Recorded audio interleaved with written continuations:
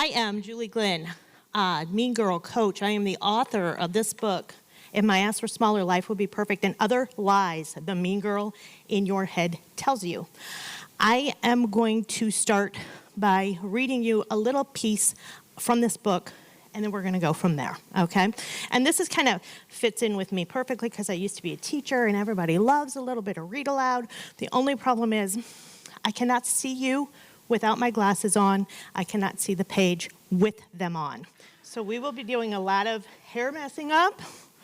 So be it. When Darlene was in high school, her boyfriend Clyde worked nights as a cook at Buck's Burger Barn. Darlene was so sure their puppy love was just doggone perfect. She was smitten, and she hardly even noticed the overpowering smell from the invisible grease cloud that surrounded him. Every night, before she climbed into her ruffled canopy bed, she made sure her pink princess phone was on the nearby stand. And no matter how late, Clyde called her as soon as he got home from work for a little bit of pillow talk. Often she'd wake in the morning, tangled in the phone cord, having fallen asleep during their endearing nightly ritual. But one night, things didn't go the way they typically did. She woke up in the middle of the night to darkness and silence. She wasn't tangled in the phone cord. In fact, her phone was still sitting right there next to her bed where she'd left it. No call. What could have happened? She couldn't call now to check. Not at this hour. She'd wake his entire family.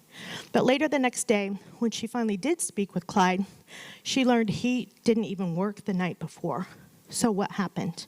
Why hadn't he called? Why didn't they hang out? Well, instead of working, Clyde was out on a date with that dainty girl, Bonita, who worked at the counter at Buck's. Darlene was a wreck. How could this be happening? What happened to Darlene plus Clyde forever? Well, okay, maybe forever was a little idealistic, but she at least expected it to last longer than the brown paper bag book cover it was written on.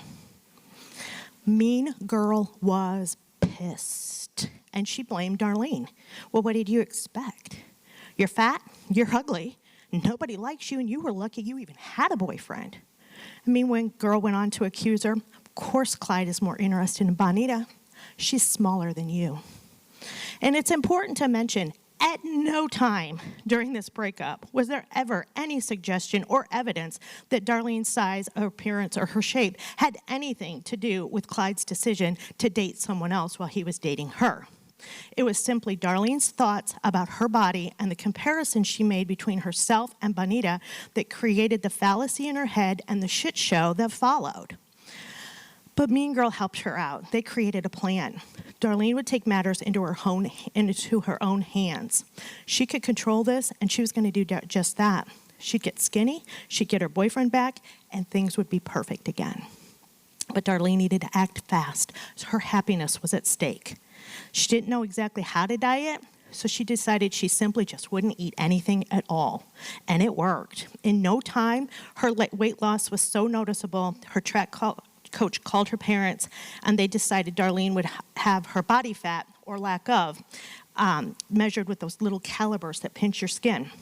She was underweight, and as a result, her coach refused to let her compete in practices or participate in events until she stopped dieting and started gaining some weight. She was humiliated. Things weren't turning out at all how she had hoped. The wrong people were paying attention, and Clyde was long gone. He had no idea she was lacking in body fat. Her plan turned into a huge fiasco. She felt so shitty, she just wanted to curl up and hide. The last thing she wanted to do was nourish her body. She honestly believed if she could just change what was happening around her, she'd be happy. She thought she could do that by changing the size and shape of her body. And it's no wonder she was so miserable. She was chasing the clouds. She had no idea how to control her thoughts or how to look inside herself for the happiness she so strongly wanted. Even if she did, she didn't want to. It seemed so much easier if Clyde would just change his mind, come back to her, and everything would be perfect again. So whether or not you can relate to Darlene's story or not, we all experience rejection. It is a part of your life. How you handle that rejection makes a huge, huge difference. Darlene is coming at this from a place of inadequacy and weakness and fear. Now, on the flip side, things are completely different when we feel empowered. Empowered women don't want men who are dating someone else. They don't starve their bodies, they don't compare themselves to others, and they don't act in fear. Empowered women are self-compassionate. They acknowledge their negative emotions, and they seek support when they're going through difficult times. So, how do we become more empowered? You change the way you speak to yourself, the way you treat yourself, and the way you feed yourself. Except it's not that easy. This part of your brain right here, this is where your mean girl lives. And she comes in and she is all strong and powerful, and she overpowers and combats this part of your brain. And that's where we get these negative loops that go round and round and round in our head. What we need to do is create a balance between the inner part. This is your science lesson for the day, okay? Super fun, exciting science lesson. This part of your brain will always empower this part of your brain unless you build this one up and create a balance. Your mean girl over here is acting like a roller derby queen, strong-arming, pounding down on the rational part of your brain that says, hey, we can be empowered. And I have a simple strategy, because this is a lifelong method of creating that balance. You could spend every day for the rest of your life, and I recommend that you do. However, there's a step that I have that can get you started, okay? This is Romeo. I don't know what you know about dogs, how familiar you are with dogs, but Romeo understands every single thing I say to him. And I can tell you this right now, whoops, I changed this a little bit. Romeo understands every single thing I say to him. What's fascinating about Romeo is that I also understand everything Romeo thinks and says.